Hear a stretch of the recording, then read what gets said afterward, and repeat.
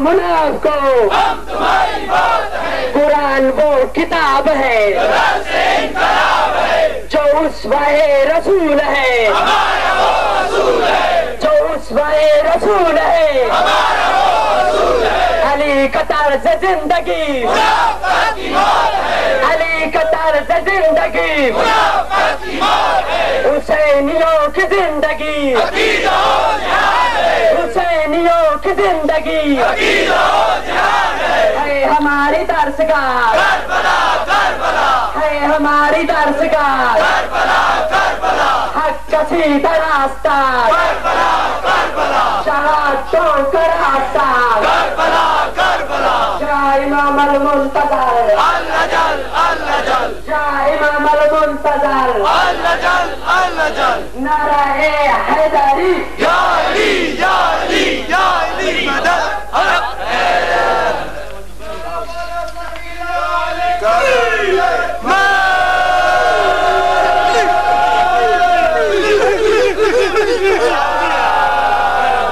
أعوذ بالله من والصلاة والسلام على خاتم النبيين وعليه الطيبين الطاهرين المعصومين المظلومين ولعنة الله على أعدائهم أجمعين أما بعد فقد قال الله تبارك وتعالى في القرآن الحكيم بسم الله الرحمن الرحيم قل لا أسألكم عليه أجرا إلا المودة في القربى ضرورت پر محمد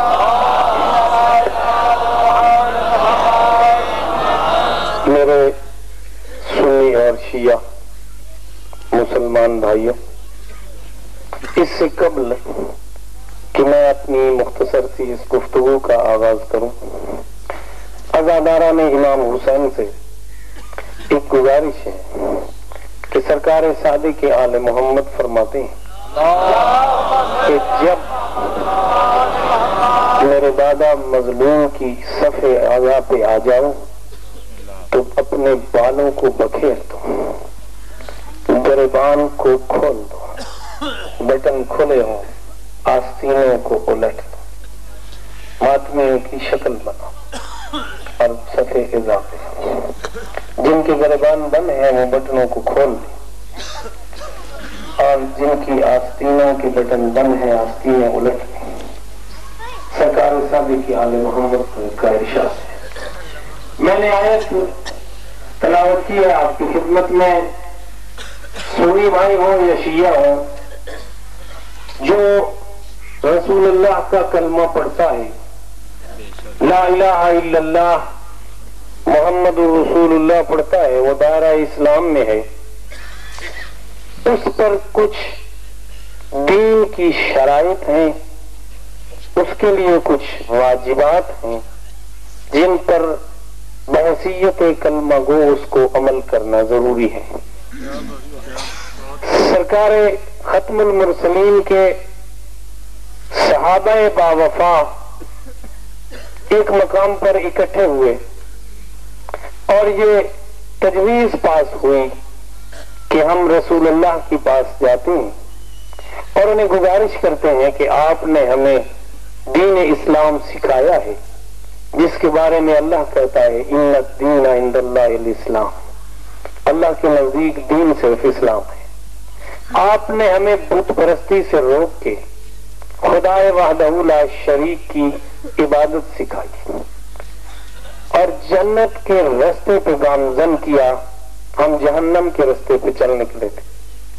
ہم یہ چاہتے ہیں کہ جو آپ نے تکلیفیں اٹھائی ہیں، آپ نے ہمیں جو دین سکھایا ہے، ہم آپ کو کچھ اجرت دینا چاہتے ہیں، کچھ اجر دینا چاہتے ہیں۔ اللہ فرما رہا ہے قرآن میں وما ینطق عن الہویٰ ان هو الا وحی یوحیٰ، میرا نبی میری وحی کے بغیر کوئی کلام نہیں کرتا۔ سرکار مصطفیٰ نے وحی کا انتظار فرمایا، جبریل نے آ کے قرآن کہہ رہا ہے کہا اللہ کہتا ہے ان سے کہہ دو قل لا اسالکم علیہ اجرا الا المودۃ فی القربا، میں تم سے کوئی اجر نہیں چاہتا سوائے اس کے کہ میرے اقربا سے مودت رکھو۔ اب اس آیت میں اگر دیکھیں تو پہلی بات ہے اجر، دوسری بات ہے مودت، اور تیسری ہے اقرباء رسول۔ رسول نے جو دین سکھایا اس کی اجرت، اس کا اجر، رسول کے اقربا سے مودت ہے۔ مختصر مجھے عرض کرنا ہے، پہلی بات اللہ کے جو حقوق ہیں، جو واجبات ہیں، اللہ رحمان و رحیم اپنی طرف سے ان میں رعایت دے رہا ہے۔ اگر آپ سفر کر رہے ہیں تو نماز واجب ہے لیکن قصر پڑھ سکتے ہیں۔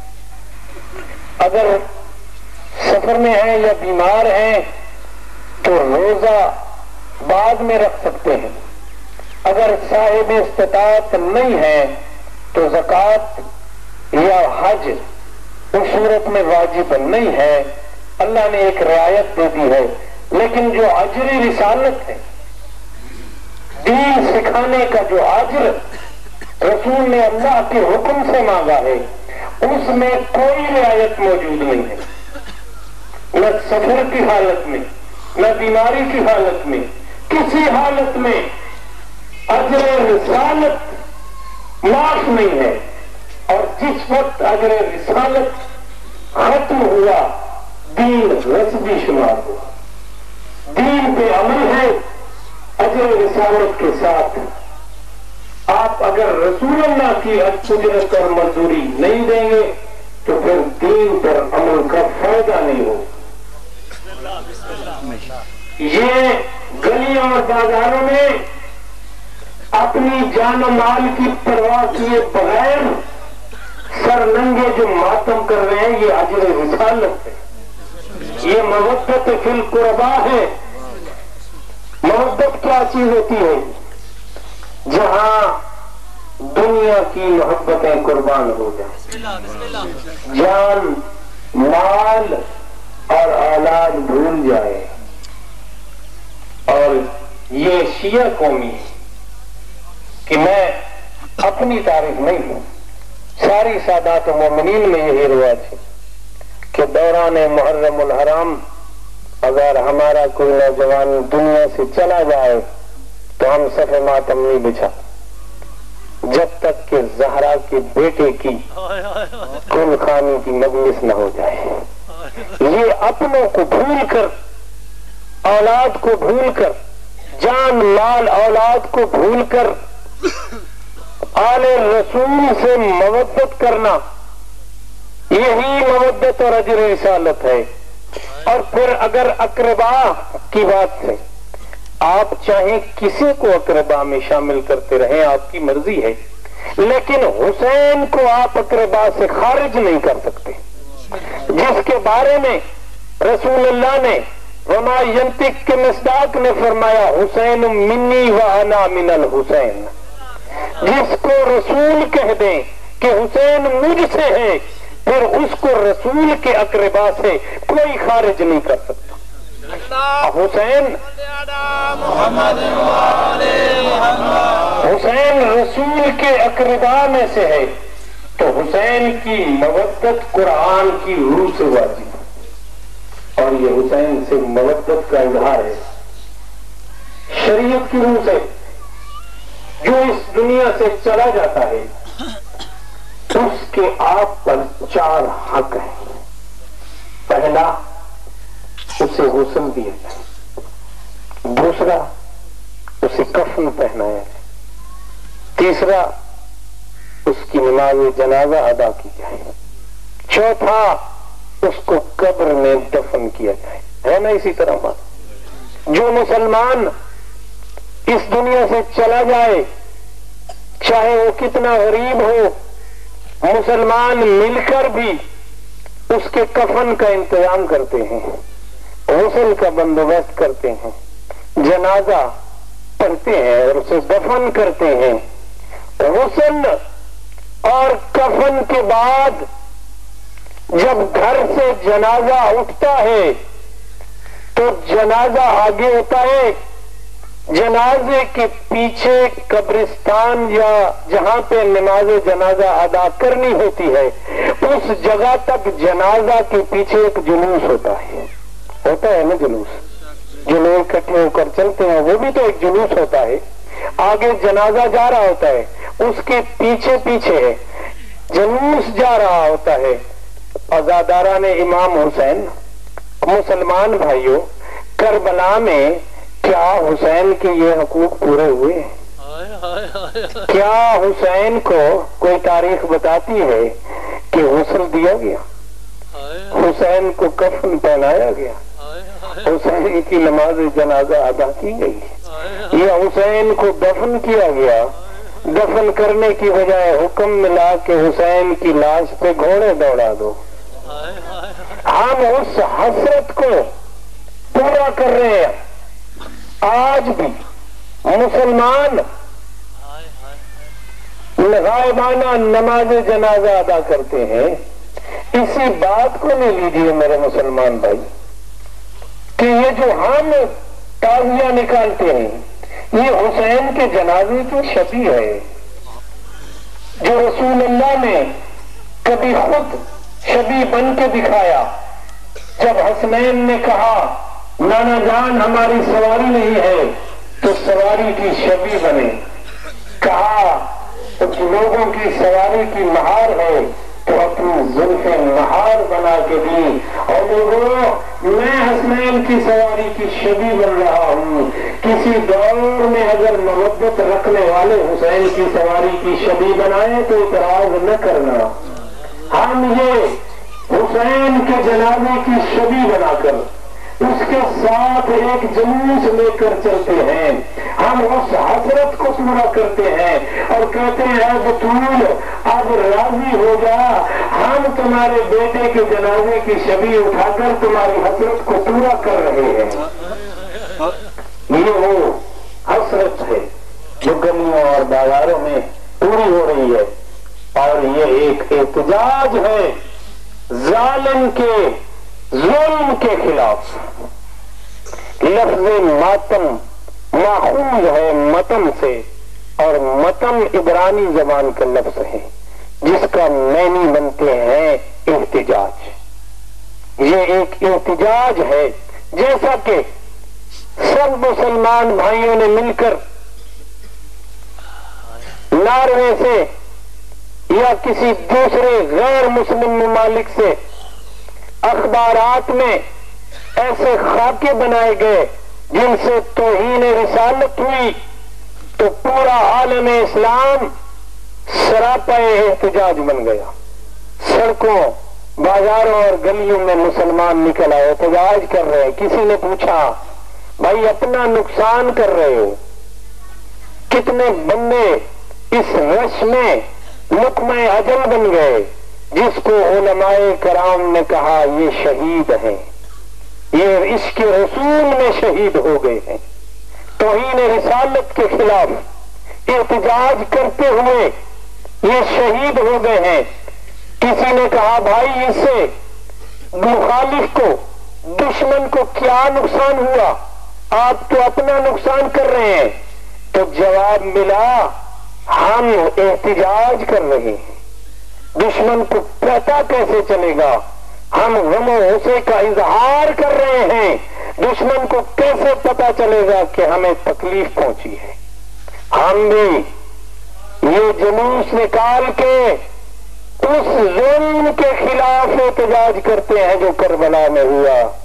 بھائیوں صاحب سواہی کے مورکہ لکھتے ہیں کہ جب وحشی جو حضرت امیر حمزہ کا قاتل تھا مسلمان ہو گیا, جب رسول اللہ کے سامنے سے گزرتا تھا تو سرکار کی کیفیت قلبی یہ تھی, فرماتے تھے وحشی تم میرے سامنے نہ آیا کرو, مجھے چچا حمزہ یاد آ جاتے ہیں.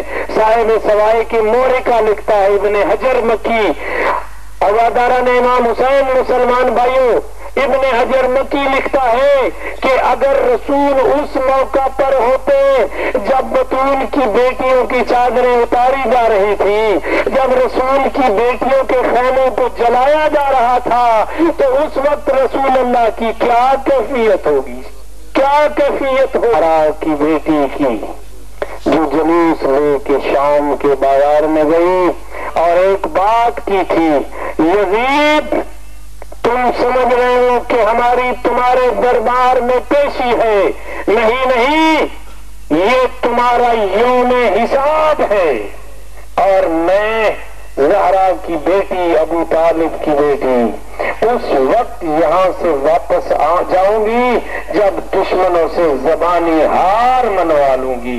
یہ بطول کی بیٹی کی محنت اور حسرت ہے، اور قیامت تک یہ عزاداری سید الشہداء جو دین کی بقا ہے جاری و ساری رہے گی، اور حسینیت زندہ باد رہے گی، حسینیت نعرہ حیدری۔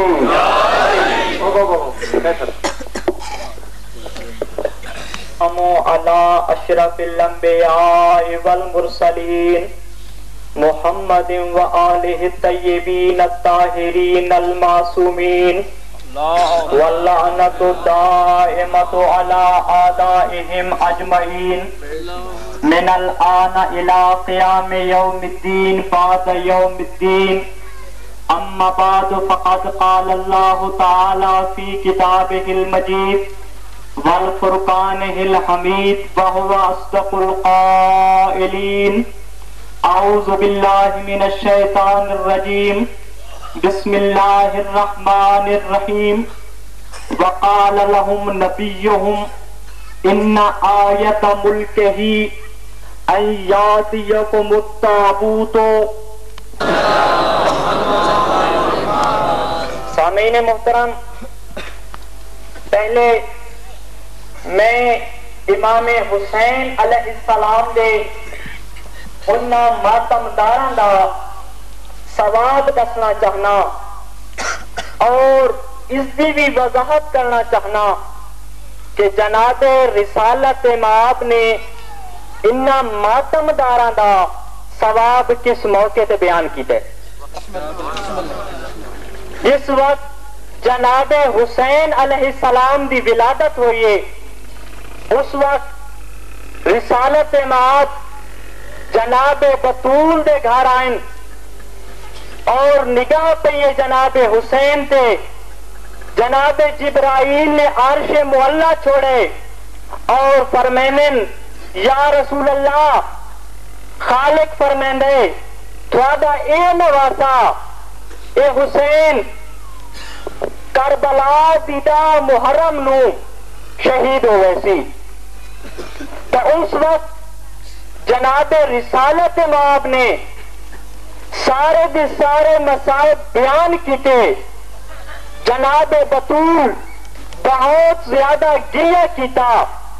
تو اس وقت دوبارہ جبرائیل ایک پیغام دیندے اور فرمیندے اے بطول تو رو نہیں، کیوں جو تیرے رومر دے نال فرشتہ کو تسبیح چھوٹویں دیے۔ اے بطول خالق وعدہ کیتے او لوگ کہ جیرے تیرے حسین بھی عزاداری کرے سن، اللہ تعالیٰ فرمیندے کہ میرا وعدہ ہے انہاں نال کہ او لوگ کدا جہنم اس نہ ویسن۔